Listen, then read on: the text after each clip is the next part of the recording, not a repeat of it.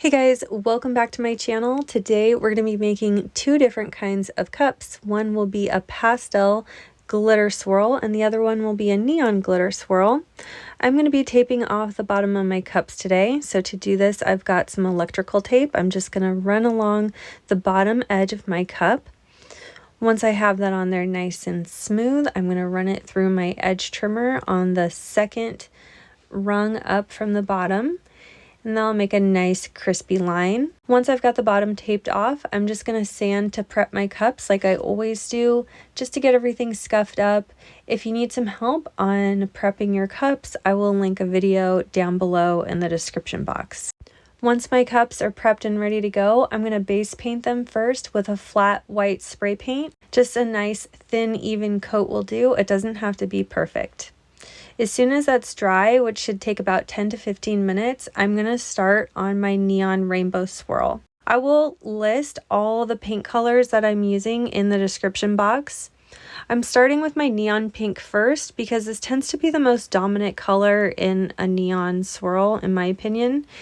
It's also a very dominant spray paint. So I'm going to lay that down first and let it dry for a couple minutes. And then I'm going to come in with Rustoleum, Tropez. It's like a really pretty teal. Right up next to that hot pink. And then I'm going to fill in the remainder of the space of our swirl with a neon yellow. I'm going to let that dry for a little bit. And then I'm going to fill in the spaces as necessary to further blend the colors of our swirl. You'll notice that I'm making short sweeping motions with my spray paint, and I'm spraying from at least 12 to 18 inches away from the cup. Unless I'm trying to get a more concentrated fan, then I'll spray a little closer to the cup, but you have to keep the can and the cup moving so you don't get any drip. I've also shaken all of these paints for at least 60 seconds each before starting on this project. For the pastel swirl, I'm just going to be using Candy Pink from Rustoleum as the dominant color in our swirl. I'll come up right next to that with this like light aqua color. I forget what it's called, but again, I'll have them listed in the description box. And then I'll fill in the space with this antique white from ColorShot. It's kind of like the only really pastel yellow I could find, even though it's not only pastel yellow, but it'll work. And again, once you get your swirl laid out, then you can kind of go over and start filling in any gaps and further blending your colors. Once that's all dry, we're going to apply our glitter. I'm using epoxy today to adhere my glitter. And I'm actually going to use my artist cure this time instead of my fast cure because I want some extra working time because I am going to be doing 2 cups at one time. So I'm using less than 5 milliliters of epoxy. My cup should be slightly warm to the touch. That's going to help me get the thinnest coat with the smoothest surface so I don't have any kind of streaks or lines in my glitter. Here are the glitter colors we'll be working with today. I will also have these listed and linked in the description box. I'm going to start with Charmed for our pink on the pastel swirl. My goal for this first go round of all our glitters is to just kind of lay out the swirl and where my color transitions are going to be. So I'm lightly sprinkling on that pink, and next I'm going in with Guava Lava, very lightly sprinkling it on. It's going to just barely overlap where the pink glitter ended to slightly blend it.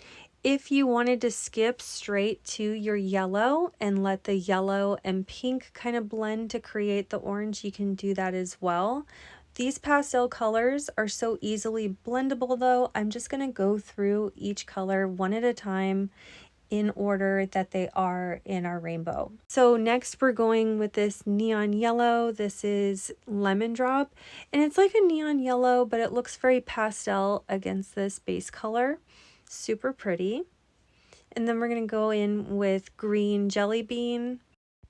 Next is Glass Slipper. Still just very lightly sprinkling in one color on top of the other as we go around our swirl. And finally for the purple, I'm using Wisteria. You'll notice that I'm sprinkling the glitter from about 10 to 12 inches up from the cup, and I'm taking my time going very lightly. Once I've gone through all the colors and I'm happy with the layout of everything, I'm going to start building up coverage and blending my colors by repeating the same process that I just showed you, just adding a little more glitter each time. And I'm going to keep going around through all the colors until I get the blend that I'm after, making sure to kind of tap off the excess between each color as I go. These colors all have a very similar look and sparkle to them, so they were very easy to blend, and I absolutely love the results. Next, we're going to move on to our neon swirl. Here's the colors we'll be using, and again, I will have these listed and linked in the description box. And I'm going to start with Calla Lily for the pink. Again, just very lightly sprinkling that in. And then I skipped to the yellow this time. For the yellow, I'm using Azalea, just really lightly sprinkling it in. And then for the green, I use this gorgeous Hydrangea, very, very lightly sprinkling this in because you don't really need a lot of the green. The blue color that we'll be using will do a lot of that with the yellow that we already put on there when they mix together. This just kind of helps add some extra pizzazz, extra sparkle, helps bridge the transition a little bit.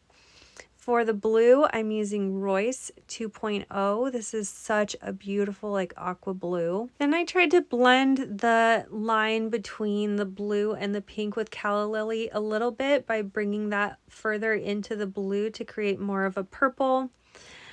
And then I came in with the orange to blend the yellow and the pink a little bit better. And then I sprinkled Arabian Nights in where would be kind of the purple section because I wasn't really getting the purple I wanted through the natural mix of Calla Lily and Royce, that blue, like I thought it would. So Arabian Nights just kind of helped darken up that purple to add the full rainbow, and it's so beautiful. Here's the result. I let those dry for a little while. I think it was about overnight because I just left them, but it would have only taken like 6 to 8 hours because again, we did use artist cure, not fast cure, to apply the glitter because I wanted plenty of time. And don't forget to remove your tape after you do your glitter. Don't let it dry on there.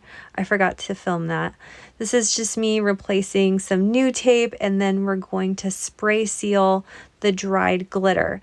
I'm using Rustoleum 2x clear gloss spray paint, and just one generous coat for both of these is enough, and you want to let that dry for a good 20 to 30 minutes before applying your epoxy. That dry time may vary based on the temperature of your workspace. Just make sure they're nice and dry to the touch. Now I'm ready to apply my first coat of epoxy over that glitter. I'm using a little less than 60 milliliters of epoxy on both of these cups. I'm going to epoxy them like I normally would. I'm going to hit them with my torch to pop any bubbles, and I'm going to let those roll for about 6 to 8 hours before I move on to the next step. Your dry times may vary based on the type and brand of epoxy you're using. These dry times are for my Artist Cure resin, which is what I'm using here today. For our next layer, we're going to be adding in our colorants. So I've got about 60 milliliters of Artist Cure resin mixed here, and I'm going to apply probably less than about 30 milliliters. This is a 32 ounce plump that I got from the Tipsy Magnolia. I will have it linked down in the description box.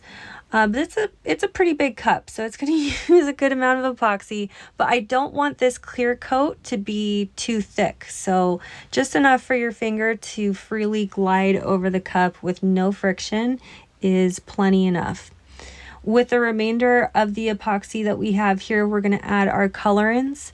I'm using white epoxy dye for the pastel cup, and we're going to be using black epoxy dye for the neon cup.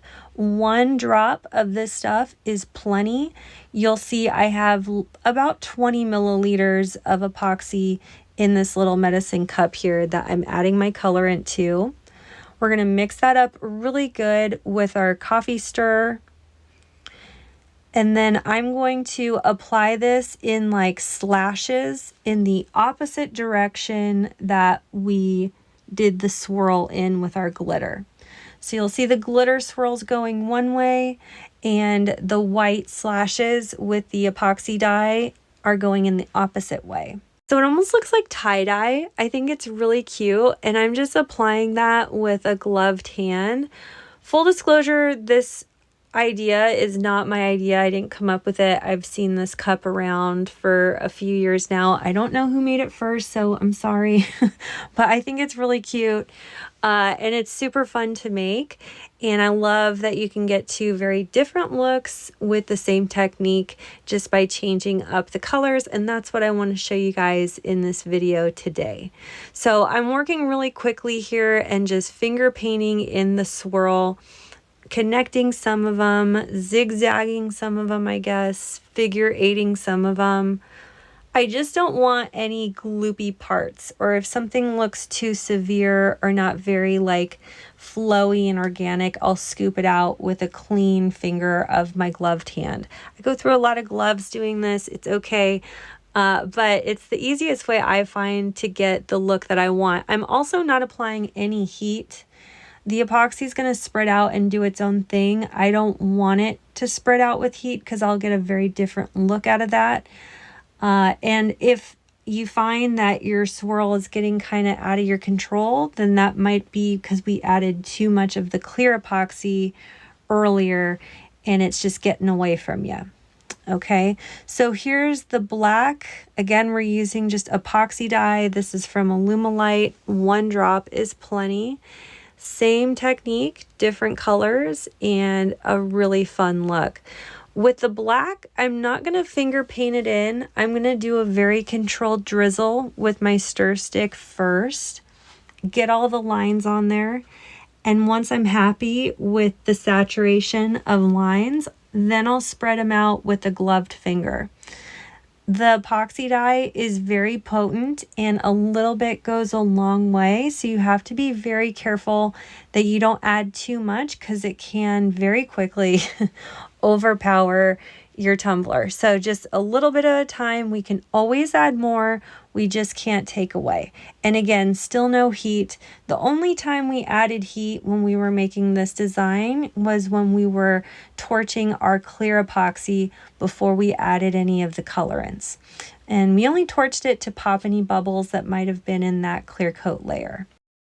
I'm going to let this dry for about 6 to 8 hours before I come back and add another coat right over the top just to smooth everything out. Don't be alarmed if this coat turns out a little wavy with your colorants. That's totally normal. That always happens when we're adding some colorants to the epoxy. So we're just adding a couple layers after that to smooth everything out. No worries. Also, I forgot to mention, make sure to set a timer after you apply your epoxy to come back and remove your tape. I set mine for about 30 to 45 minutes because I will forget. You could take it off immediately once you're done too if you really trust yourself, but I like to set a timer.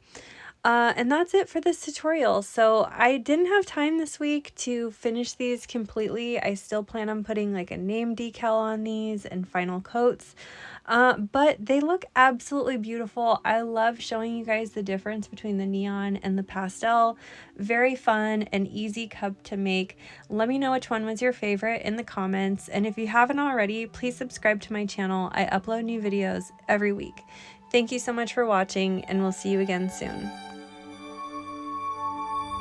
And a big thank you to all of our Flynn Sisters exclusive members. Thank you for your pledge. Your support means the world to our channel. If you love this video, you could check out our last video here. Also be sure to find us on Instagram, Facebook, Pinterest, and of course subscribe for all our new videos that come out every Wednesday and Saturday. Thanks so much for watching. See you soon.